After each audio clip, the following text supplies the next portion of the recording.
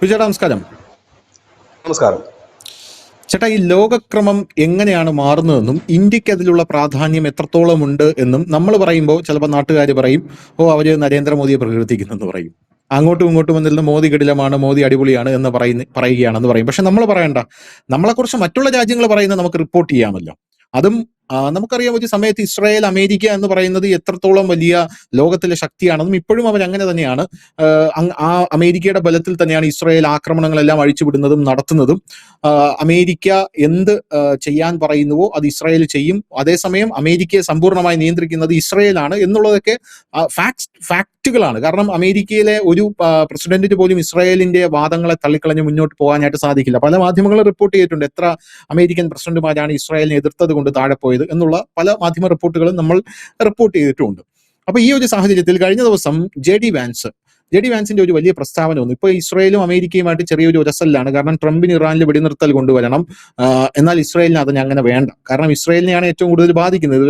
അണുവായുധമൊക്കെ ഉണ്ടാക്കി കഴിഞ്ഞാൽ ലബനനിൽ ഇസ്രായേലിന് പിടിച്ചെടുത്തുകൊണ്ടിരിക്കുകയാണ്. അപ്പൊ ഒരു ഗ്രേറ്റർ ഇസ്രായേലിന്റെ നീക്കമാണ് ഇസ്രായേൽ നടത്തുന്നത് എന്നുള്ള കാര്യത്തിൽ അത് അൺഡൗട്ടബിൾ ആണ്. അപ്പൊ ഇങ്ങനെയുള്ളൊരു സാഹചര്യത്തിൽ ട്രംപ് പറയുകയാണ്, നിങ്ങൾ നിർത്തിയാൽ മാത്രമേ കാര്യങ്ങൾ നടപ്പാകൂ എന്ന് പറയുമ്പോൾ ഇസ്രായേൽ മനസ്സോടെ വെടിനിർത്തൽ കൊണ്ടുവരുന്നു. പക്ഷെ വെടിനിർത്തൽ കൊണ്ടുവന്നിട്ട് പോലും ഈ അമേരിക്ക പറയുന്നത് ഞങ്ങളാണ് നിങ്ങളുടെ കസ്റ്റോഡിയൻ എന്നാണ്. ഇസ്രായേലിന്റെ കസ്റ്റോഡിയൻ ഞങ്ങളാണ്, ഞങ്ങളല്ലാതെ നിങ്ങൾക്ക് വേറൊരു കസ്റ്റോഡിയൻ അല്ല, ഞങ്ങളില്ലാതെ നിങ്ങൾക്കൊരു അസ്തിത്വമില്ല, നിങ്ങൾക്കൊരു നിലനിൽപ്പില്ല എന്നാണ് അമേരിക്ക ഇസ്രായേലിനെ കുറിച്ച് പറഞ്ഞുകൊണ്ടിരിക്കുന്നത്. ജെ ഡി വാൻസ് പറഞ്ഞ ഒരു വാചകം എക്സാക്ട്ലി എന്ന് പറഞ്ഞാൽ നിങ്ങളെ ലോകത്ത് ആർക്കും ഇഷ്ടമല്ല. ലോകമെമ്പാടും ഇസ്രായേലിന്റെ അവശേഷിക്കുന്ന ഏക ശക്തമായ സഖ്യകക്ഷി എന്ന് പറയുന്നത് അത് ഞങ്ങളാണ്, അമേരിക്കയാണ്. അപ്പോ ഇസ്രായേൽ ഞങ്ങളെ കൂടെ കൈവിട്ട് കഴിഞ്ഞാൽ ഇസ്രായേൽ ഒറ്റപ്പെടും എന്നുള്ളത് മാത്രമാണ് എന്നുള്ളത് ഫോക്സ് ന്യൂസിന് നൽകിയ ഒരു അഭിമുഖത്തിൽ അയാൾ പറയുന്നുണ്ട്. ഇസ്രായേൽ ഇന്ന് അതിനെ തിരിച്ചടിച്ചിട്ടുണ്ട്. തിരിച്ചടി എന്ന് പറഞ്ഞാൽ ഇതിൽ ചിത്രത്തിലേ ഇല്ലാത്ത ഇന്ത്യയെ കൂട്ടുപിടിച്ചാണ് ഇസ്രായേൽ തിരിച്ചടിച്ചിരിക്കുന്നത്. അപ്പൊ നെതന്യാഹു പറയുന്നത് നിങ്ങൾക്ക് വട്ടാണോ എന്നാണ് നെതന്യാഹു ചോദിക്കുന്നത്. ലാഘവത്തോടെയും പരിഹാസത്തോടെയാണ് ഞാനിത് കാണുന്നത്. ഞങ്ങൾക്ക് നിങ്ങൾ മാത്രമല്ല, ഞങ്ങൾക്ക് വേറെ ധാരാളം സുഹൃത്തുക്കളുണ്ട് എന്ന് പറഞ്ഞിട്ട് ആദ്യം പറയുന്നത് ഇന്ത്യ എന്ന് കേട്ടിട്ടുണ്ടോ? ഇന്ത്യ പോലുള്ള ഒരു ചെറിയ എന്നുള്ളത് കൊട്ടേഷൻ മാർക്കിലാണ് കേട്ടോ, ചെറിയ എന്നുള്ളത്. ആ ചെറിയ രാജ്യത്തെ പോലെ ഞങ്ങൾക്ക് ഒരു സുഹൃത്തുണ്ട്. 1.4 ബില്യൺ ആളുകൾ അവിടെ താമസിക്കുന്നുണ്ട്. സത്യം പറഞ്ഞാൽ ഞങ്ങൾക്ക് അവിടെ നിന്ന് ലഭിക്കുന്ന പിന്തുണയുടെ വ്യാപ്തി എത്രത്തോളം ഉണ്ട് എന്ന് നിങ്ങൾക്ക് അറിയാമോ? സോഷ്യൽ മീഡിയ പ്ലാറ്റ്ഫോമായ ഫേസ്ബുക്കിലും എനിക്ക് ഇന്ത്യയിൽ നിന്ന് ധാരാളം പിന്തുണ ലഭിക്കുന്നുണ്ട്. എനിക്ക് ഫേസ്ബുക്കിൽ ഒരു അക്കൗണ്ട് ഉണ്ട്. ഇന്ത്യൻ ഉപഭോക്താക്കൾ അതിന്റെ താഴെ ചെയ്യുന്ന കമന്റുകൾ നിങ്ങൾ കണ്ടിട്ടുണ്ടോ? അത് പോരാത്തതിന് എനിക്ക് അവിടെ ഒരു സുഹൃത്തുണ്ട്. ആ സുഹൃത്തിന്റെ പേര് നരേന്ദ്രമോദി എന്നാണ്. അപ്പോൾ അദ്ദേഹത്തിന്റെ ആ ഒരു നീക്കത്തിൽ ഇന്ത്യയും നമ്മളും തമ്മിൽ നടത്തുന്ന നീക്കങ്ങൾ എന്തൊക്കെയാണെന്ന് നിങ്ങൾക്ക് അറിയാൻ സാധിക്കുമോ? അത് ഞാൻ പറയട്ടെ, ഒരു സമയത്ത് അമേരിക്ക ഇപ്പോ ഇസ്രായേൽ വെല്ലുവിളിക്കുന്നത് ഇന്ത്യയുടെ പിന്തുണയോടുകൂടിയാണ്. അപ്പോൾ എനിക്ക് വളരെയധികം അത്ഭുതം തോന്നി.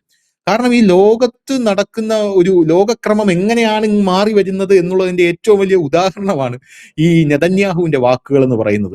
നമ്മുടെ ആയുധങ്ങളുടെ ബലത്തിലാണ് ഇപ്പൊ നെതന്യാഹു അമേരിക്കക്കെതിരെ പറയുന്നത് എന്നുള്ളത് ഒരു ഭാരതീയൻ എന്ന നിലയിൽ എനിക്ക് അഭിമാനിക്കാവുന്ന ഒരു കാര്യമാണ്. മറിച്ച് ഒരു സുഡാപ്പി എന്നുള്ള നിലയിൽ നരേന്ദ്രമോദിക്കെതിരെ വേണമെങ്കിൽ ഇറങ്ങി സമരം ചെയ്യാം.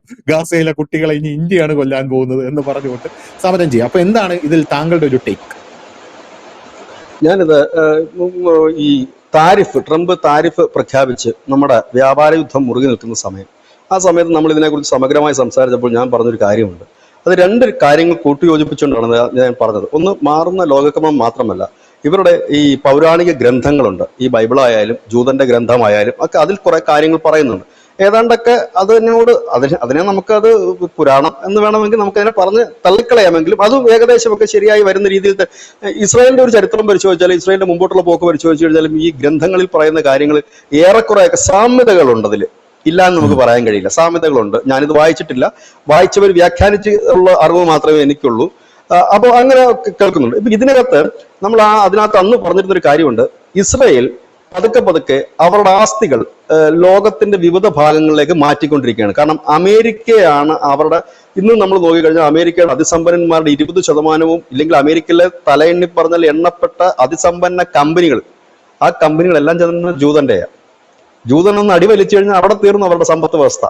ജൂതൻ ഒന്ന് പിന്മാറിക്കഴിഞ്ഞാൽ അവിടെ തീർന്നു അവരുടെ ടെക്നോളജിയും ഇല്ലെങ്കിൽ ആയുധ പന്തയത്തിലെ അവരുടെ ബ്രെയിനും എല്ലാം അവിടെ തീരുകയാണ്. പിന്നെ ഒന്നുമില്ല അവിടെ. അപ്പോൾ ഈ അമേരിക്കയുടെ ഈ മാറുന്ന നയങ്ങൾ അത് വളരെ കാലമായിട്ട് ഇസ്രായേലും അമേരിക്കയും തമ്മിലുള്ള ഒരു അകൽച്ചയാണത്. മാറുന്ന നയങ്ങൾ, അതായത് അവർ ഈ പിന്നെ ഒരു രണ്ടാം കിട പൗരന്മാരെ കണക്ക്, ഇല്ല പിച്ചക്കാരെ കണക്ക്. അമേരിക്ക തന്നെ പറയുന്നത് ഞങ്ങളുടെ ഒരു സ്റ്റേറ്റ് ആണ് ഇസ്രായേൽ എന്നാണ് പറയുന്നത്. ഇതൊക്കെ ഇസ്രായേലിനെ സംബന്ധിച്ച് അവരുടെ ഒരു ആത്മാഭിമാനത്തിന്റെ മുറിവുകളാണത്. ട്രംപ് വന്നപ്പോൾ കുറച്ചുകൂടെ വൃത്തികെട്ട രീതിയിൽ പെരുമാറാനും തുടങ്ങി. മുമ്പ് അമേരിക്കയ്ക്ക് ആ ഒരു മനോഭാവമായിരുന്നു ഉണ്ടായിരുന്നെങ്കിൽ ട്രംപിന് ഈ വെളിവും വെള്ളിയാഴ്ചയില്ലാത്തൊരു മനുഷ്യനായതുകൊണ്ട് അതേപോലെ ഇവന്മാരെ അടിമകളാക്കുന്ന രീതിയിലാണ് പലപ്പോഴും ഇവരുടെ പെരുമാറ്റമൊക്കെ. എനിക്ക് തോന്നുന്നത് ഒരുപക്ഷെ വളരെ ആദ്യമായിട്ടായിരിക്കും ഈ ഇസ്രായേൽ പ്രധാനമന്ത്രിയൊക്കെ പരസ്യമായി അപമാനിക്കുക, അവൻ വട്ടാണെന്ന് പറയുക, ഇല്ലെങ്കിൽ അവൻ പ്രാന്തനാണെന്ന് പറയുക, അപമാനിക്കുന്ന, ഇല്ലെങ്കിൽ ഞങ്ങളുടെ ഒരു സാമന്തന്മാരാണ് ഞങ്ങൾ പറയുന്നവർ കേട്ടിരിക്കും എന്നൊക്കെ ഉള്ള രീതിയിലേക്ക് പറയുന്നത്. ഇതിനോടകം തന്നെ ഇസ്രായേലിനെ സംബന്ധിച്ച് പറയണമെങ്കിൽ അവർ ലോകത്തെമ്പാടും അവരുടെ ആസ്തികളുണ്ട്. മിഡിൽ ഈസ്റ്റിലുണ്ട് അവർക്ക് അനവധി എണ്ണ കമ്പനികൾ, അവരുടെ ബിനാമി പേരുള്ള കമ്പനികൾ അനവധി അവിടെ പണം മുടക്കിയിട്ടുണ്ട്. ഇനിയിപ്പം ഡയറക്റ്റ് പണം മുടക്കിയിട്ടുണ്ട്. ഇങ്ങനെയൊക്കെയുള്ള ഒരുപാട് ചൈനയിൽ അവർക്ക് വലിയ ഇൻവെസ്റ്റ്മെന്റ് ഉണ്ട്. അപ്പോൾ ഈ കഴിഞ്ഞ കുറെ കാലമായിട്ട് ഈ ചൈനയുമായിട്ട് ഇവർ ഉടക്കമുണ്ട്. ഈ ഇസ്രായേല് ഈ ബാങ്കിങ് മേഖലയുമായിട്ടുള്ള ഉടക്കായിരുന്നു ചൈനയുമായിട്ടുണ്ടായത്. അങ്ങനെ ചൈനയിലെ ആസ്തികൾ പിൻവലിക്കാനായിട്ട് ഇസ്രായേൽ ശ്രമം ആരംഭിച്ചു. അപ്പൊ ഈ ആസ്തികൾ പിൻവലിക്കുമ്പോൾ അത് എവിടെയെങ്കിലും കൊണ്ട് ഡിപ്പോസിറ്റ് ചെയ്യണമല്ലോ. അപ്പോൾ ആ ആസ്തികൾ പതുക്കെ പതുക്കെ പിൻവലിക്കുന്നു. അപ്പോൾ ഇസ്രായേൽ ചിന്തിക്കുന്നു, കാരണം ഇനി ഒരു വലിയ യുദ്ധം ഇസ്രായേലിന് നേർക്ക് ഉണ്ടാകുമെന്ന് ഇസ്രായേൽ 100% കരുതുന്നുണ്ട്. ആ യുദ്ധം ഒരുപക്ഷെ ഈ ലെബനനോ ഹമാസോ ഇറാനോ ആയിരിക്കില്ല. ലോകത്തെ ഒട്ടുമിക്ക ശക്തികളും കൂടെ ഒരുപക്ഷെ മിഡിൽ ഈസ്റ്റ് ഒന്നടങ്കം ഈ ഇസ്രായേലിനെതിരെ തിരിയും. ആ മിഡിൽ ഈസ്റ്റിന് പിന്തുണയുമായിട്ട് ചിലപ്പോൾ വൻ രാജ്യങ്ങൾ തന്നെ, ചൈന അടക്കമുള്ള വൻ രാജ്യങ്ങളും അതിന്റെ പിന്നിൽ അണിനിരന്നേക്കാം. അങ്ങനെ ഒരു യുദ്ധം അവര് കണക്ക് കൂട്ടുന്നുണ്ട്. അങ്ങനെ ഒരു യുദ്ധം സംഭവിച്ചു കഴിഞ്ഞാൽ ജൂതൻ അത് താങ്ങാൻ പറ്റുന്നതിന് അപ്പുറമായിരിക്കും. കാരണം ആ ഒരു ചെറിയ രാജ്യത്തിന് അത് പിടിച്ചു നിൽക്കാൻ വലിയ നാശനഷ്ടങ്ങൾ തന്നെ സംഭവിക്കും. നാശനഷ്ടം സംഭവിച്ചാലും അവരുടെ ഒരു രീതി അനുസരിച്ച് അവർ വീണ്ടും എന്താണ് പറയുന്നത്, ഈ വീണ്ടും ഒരു റീകൺസ്ട്രക്ട് ചെയ്ത് വരാൻ കപ്പാസിറ്റി ഉള്ള ജനമാണ്. ആ റീകൺസ്ട്രക്ട് ചെയ്ത് വരണമെങ്കിൽ അവർക്ക് എന്ത് വേണം? പണം ആവശ്യമാണ്. അപ്പോൾ എന്ത് പറ്റണം? ഇപ്പോൾ നമ്മുടെ കയ്യിലുള്ള പണം നമ്മൾ സുരക്ഷിതമായി പലയിടത്തും നിക്ഷേപിച്ചു വെച്ചാൽ നമ്മുടെ ആപത്ത് കാലത്ത് നമുക്ക് ആ പണം കൃത്യമായി എടുക്കാൻ കഴിയും. അപ്പം അതിന്റെ ഭാഗമായിട്ട് അപ്പൊ ചൈനയുമായിട്ട് അവര് ഈ ഒരു ബാങ്കിങ് വിഷയത്തിൽ അവർ ഉടക്കിയപ്പോൾ അവിടുന്ന് തന്നെ അത് കുറച്ചവർ പിൻവലിക്കുകയും ചെയ്തു. അവിടുത്തെ പണം പിൻവലിച്ചു. അമേരിക്കയുടെ ഈ സ്റ്റാൻഡിൽ അവർക്ക് വലിയൊരു വിശ്വാസക്കുറവ് ഈ അടുത്ത കാലത്തായി ഭയങ്കരമായി വരുന്നുണ്ട്. അപ്പം മറ്റു രാജ്യങ്ങളിൽ നിന്ന് വരുന്നുണ്ട്. അപ്പോൾ അവർ നോക്കുന്നത് എന്താണ്? ഏറ്റവും വിശ്വസ്തയോടുകൂടി അവരുടെ പണം ഡിപ്പോസിറ്റ് ചെയ്യാൻ പറ്റുന്ന ഒരു ഇടം, അതാണ് അവർ നോക്കുന്നത്. അതിനവർ ഇന്ത്യയെ ഉറ്റുനോക്കുന്നുണ്ട്. അത് ഒരു പരസ്യമായിട്ട് പറയുന്ന കാര്യമാണ്. ഇവിടെയാണ് നരേന്ദ്രമോദി ഇസ്രായേലിൽ പോയിട്ട് ഫാദർലാൻഡും മദർലാൻഡും പറഞ്ഞത്. ഇവിടെ അദ്ദേഹത്തെ ഇപ്പോഴും കളിയാക്കുന്നുണ്ട്. മോദി കൃത്യമായി തന്നെ അവരുടെ മർമ്മത്താണ് ആ എറിഞ്ഞത്. കാരണം ഗുജറാത്തിലും മഹാരാഷ്ട്രയിലും വടക്കുകിഴക്കൻ സംസ്ഥാനങ്ങളിൽ അടക്കം ഇസ്രായേലികൾക്ക് സ്കൂളുകളുണ്ട്, ജൂതന്മാർക്ക് സ്കൂളുകളും വ്യവസായ സ്ഥാപനങ്ങളും ഉണ്ട്. അനവധി വ്യവസായ സംരംഭകർ ഇന്ന് യു.പിയിൽ അടക്കം അവരുടെ സംരംഭങ്ങൾ സ്റ്റാർട്ട് ചെയ്ത് മുമ്പോട്ട് പോകുന്നുണ്ട്. അവിടെ അവരുടെ മനസ്സിലേക്ക് ഇത് നിങ്ങളുടെ രാജ്യമാണ് എന്ന് ഊട്ടി ഉറപ്പിക്കാനാണ് അദ്ദേഹം ആ ഒരു വാക്ക് ഉപയോഗിച്ചത്. ഇവിടെ കിടക്കുന്നവർക്ക് വിവരമില്ലാത്തതുകൊണ്ട് കളിയാക്കുന്നു എന്ന് മാത്രമേ ഉള്ളൂ. നമ്മൾ അങ്ങനെയാണല്ലോ. ഇപ്പൊ നമ്മളൊരു കച്ചവടം പിടിക്കാൻ പോകുമ്പോൾ സ്വാഭാവികമായി തന്നെ ധനുഷിനെ ഇംപ്രസ് ചെയ്യണമെങ്കിൽ ആ ധനുഷിന്റെ മനസ്സിലേക്ക് അതിന്റെ ഒരു ചെറിയ ഒരു തീപ്പൊരി ഞാൻ പറഞ്ഞു ഇടണം. അത് അതിന്റെ ഒരു ടെക്നിക്ക് തന്നെയാണ്. അതിനാണ് അദ്ദേഹം ആ വാക്കുകൾ ഉപയോഗിച്ചത്. വലിയ രീതിയിൽ തന്നെയാണ്. ഇന്നിപ്പോൾ നോക്കൂ, അവര് അതിനുശേഷം ബെഞ്ചമിൻ നെതന്യാഹു പറയുന്നു, എല്ലാ ഇസ്രായേലികളുടെയും ഒരു സ്വപ്നമുണ്ട്, ഞങ്ങൾക്ക് സ്വന്തമായ ഒരു ആയുധ ഫാക്ടറി വേണം, ആയുധ വ്യവസായത്തിന്റെ ഹബ്ബായി ഞങ്ങൾ മാറണമെന്നുള്ള. പക്ഷെ സാങ്കേതികപരമായിട്ട് അവർക്ക് അതിനുള്ള കഴിവുണ്ടെങ്കിലും ഏറ്റവും വലിയ തലച്ചോറുണ്ടെങ്കിൽ പോലും അവർക്ക് ഈ നിലവിലത്തെ സാഹചര്യത്തിൽ ഇസ്രായേൽ കണക്ക് ഒരു സ്ഥലത്ത് അതിന്റെ ഒരു വലിയ ബൾക്കായിട്ടൊരു ഉത്പാദനവും വിതരണവും അസാധ്യമായ കാര്യമാണ്. നേരത്തെ പറഞ്ഞ കണക്ക് ഇസ്രായേലിന് കയ്യിൽ നിന്ന് ഡയറക്റ്റ് ആയിട്ട് ആയുധം വാങ്ങാൻ പല രാജ്യങ്ങളും തയ്യാറായില്ല എന്നുള്ളതാണ് ഒരു യാഥാർത്ഥ്യം. രണ്ടാമത്തെ ഒരു കാര്യം, ഇസ്രായേലിൽ ഇത്രയും വലിയൊരു സ്ഥാപനം കെട്ടിപ്പൊക്കുക എന്ന് പറഞ്ഞാൽ അവരുടെ സുരക്ഷയെ സംബന്ധിച്ച്, കാരണം എപ്പോഴും യുദ്ധത്തിന്റെ നടുവിൽ നിൽക്കുന്ന ഒരു രാജ്യമാണ്, അതും അവർക്ക് ബുദ്ധിമുട്ടാണ്. അതുകൊണ്ടാണ് അവർ ഘട്ടം ഘട്ടമായിട്ട് ഒരുപാട് അവരുടെ ആയുധ നിർമ്മാണത്തിന്റെ പ്രധാന ഹബ്ബാക്കി ഇന്ത്യയെ മാറ്റുന്നത്. ഇന്ത്യയെ മാറ്റുന്നതുകൊണ്ട് അവർക്ക് ഏറ്റവും വലിയ ഗുണമെന്തെന്ന് ചോദിച്ചു കഴിഞ്ഞാൽ, ധനുഷ് നേരത്തെ പറഞ്ഞത് നിനക്ക് അത്യാവശ്യ ഘട്ടത്തിൽ ആയുധം ഇവിടെ നിന്ന് സപ്ലൈ ചെയ്തത് നമ്മൾ കണ്ടു. ഈ ഗസയുമായി ഹമാസുമായിട്ടുള്ള ആ ഒരു അടിക്കൊക്കെ ഇവിടുന്ന് അവർക്ക് ഷോർട്ടേജ് വന്നപ്പോൾ വെടിയുണ്ടയും തോക്കുകളും ഇവിടുന്ന് കയറിപ്പോന്ന് നമ്മൾ കണ്ടതാണ്. അപ്പൊ അതൊന്ന് കിട്ടും. രണ്ടാമത്തെ കാര്യം, അവരുടെ ഇൻവെസ്റ്റ്മെന്റ് സേഫ് ആയിരിക്കും. നമ്മുടെ രാജ്യത്തിന് ഏറ്റവും വലിയൊരു ഐഡന്റിറ്റി ലോകത്തിന് മുമ്പിലുള്ളതെന്ന് വെച്ചാൽ വിശ്വസ്തതയാണ്. അതായത് ഞാൻ അവിടെ എന്റെ മുതൽ ഇറക്കി കഴിഞ്ഞാൽ ആ മുതൽ അവന്മാര് തകർന്നു പോവുകയോ ഇല്ല നശിച്ചു പോവുകയോ ചെയ്യില്ല. നമ്മളുമായിട്ടൊരു എഗ്രിമെന്റ് അവന്മാർ വെച്ച് കഴിഞ്ഞാൽ മരണം വരെ അത് കീപ്പ് ചെയ്യുന്നവന്മാരാണ് എന്നുള്ളത്. ഇത് തന്നെയാണ് റഷ്യക്കും ഇവിടെ മുതലിറക്കാൻ അവരെ പ്രേരിപ്പിക്കുന്ന കാര്യം. ചതിക്കില്ല എന്നുള്ളതാണ്. ചതിക്കില്ല എന്ന് ഉറപ്പുള്ളിടത്തേക്ക് പണം മുടക്കാൻ അവർ തയ്യാറാകും. ഇപ്പൊ നോക്കിക്കഴിഞ്ഞാല് ഇത്രയും വലിയ റഷ്യ ആയാലും ഇസ്രായേൽ ആയാലും അവരുടെയാണ് ഇപ്പോൾ ഏറ്റവും കൂടുതൽ ആയുധ കമ്പനികൾ ഇന്ത്യയിൽ. അവർ ഒറ്റയ്ക്കല്ല അവർ ചെയ്യുന്നത്, അവർ ജോയിന്റ് വെഞ്ചറായിട്ട് ഒരുപാട് കമ്പനികളും സ്റ്റാർട്ടപ്പുകളും വരുന്നുണ്ട്. അപ്പം അങ്ങനെയൊക്കെ വരുന്ന ഒരു സാഹചര്യം കൂടെ ഉണ്ട്. ഈ ഒരു സാഹചര്യത്തിലാണ് അവർ ആ വെല്ലുവിളിയുടെ അർത്ഥം എന്ന് പറഞ്ഞു കഴിഞ്ഞാൽ ആയുധ ബലത്തിൽ അമേരിക്ക തോൽപ്പിക്കുമെന്നല്ല, വേണ്ടി വന്നാൽ ഞങ്ങളുടെ ഏറ്റവും അടുത്ത സഖ്യകക്ഷി ഇന്ത്യ കൂടിയാണ് എന്നൊരു സൂചന, ഒരു മുന്നറിയിപ്പാണ് നൽകുന്നത്. കാരണം നിങ്ങളുടെ അവിടെ നിന്നുള്ള ബിസിനസ്സുകാർ, ഇപ്പൊ ഗൂഗിളൊക്കെ വലിയ രീതിയിൽ തന്നെ വെസ്റ്റ് ബംഗാളിലും ഒക്കെ തന്നെ അവരുടെ പണം കൊണ്ട് എറിയുന്നുണ്ട്. വെസ്റ്റ് ബംഗാളിൽ മാത്രമല്ല, അവർ ഇന്ത്യയിൽ നല്ല രീതിയിൽ ഇൻവെസ്റ്റ് ചെയ്യുന്നുണ്ട്. ഇപ്പൊ ഞങ്ങൾ അവിടെ നിന്ന് ഒരു കുറച്ച് പേരെ ഇങ്ങോട്ട് പിൻവലിച്ചാൽ അവിടെ നീയൊക്കെ തീരും എന്നൊരു സൂചന കൂടിയാണ്. അതായത് അമേരിക്കയെ മാത്രം നമ്പി നിൽക്കുകയല്ല ഞങ്ങൾക്ക് ഏറ്റവും അടുത്ത മറ്റൊരു സഖ്യകക്ഷിയുണ്ട്.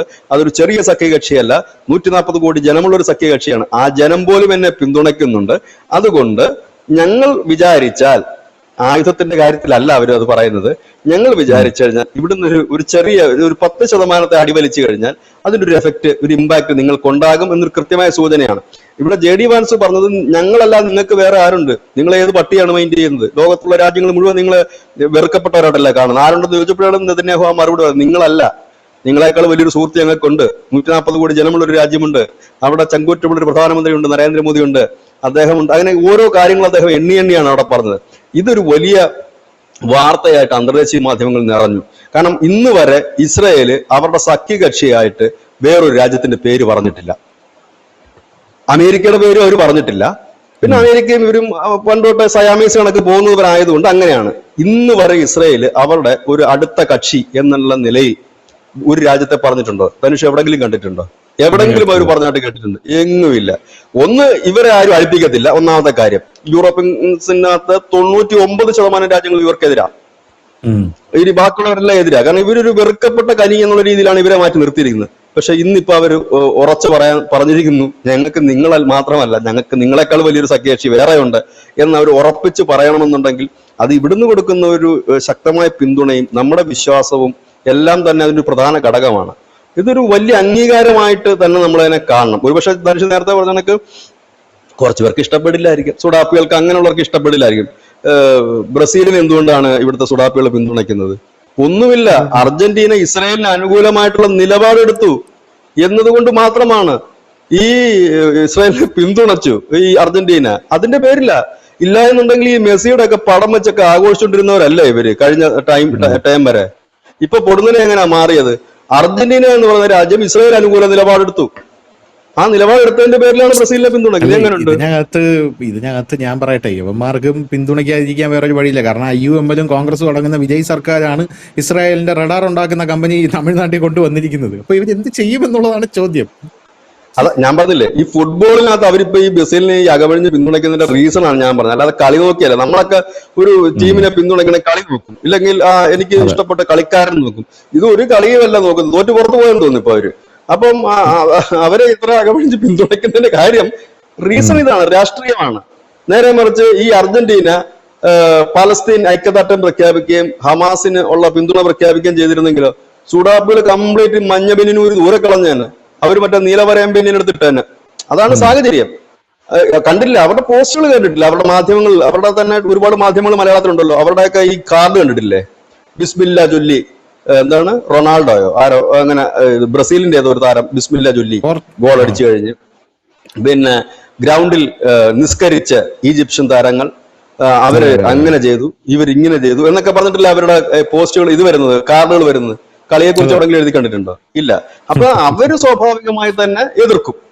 അതിനകത്തൊരു നോർമൽ കാര്യങ്ങൾ തന്നെയാണ്. പക്ഷെ എതിർക്കുമ്പോഴും നമ്മൾ അറിയേണ്ട ഒരു കാര്യമുണ്ട്, ലോകത്തിലെ ഏറ്റവും വലിയ തലച്ചോറ് ഇല്ലെങ്കിൽ ഏറ്റവും വലിയ ടെക്നോളജിയുടെ ഉപജ്ഞാതാക്കളായിട്ടുള്ള ഒരു രാജ്യമാണ് ഈ തരത്തിൽ ലോകത്തിന്റെ മുൻപിൽ ഇങ്ങനെ പറയുന്നത്, വിളിച്ചു പറയുന്നത് എന്നുള്ളതാണ് ഇതിന്റെ ഈ വാർത്തയുടെ കറക്റ്റ് കണ്ടന്റ്.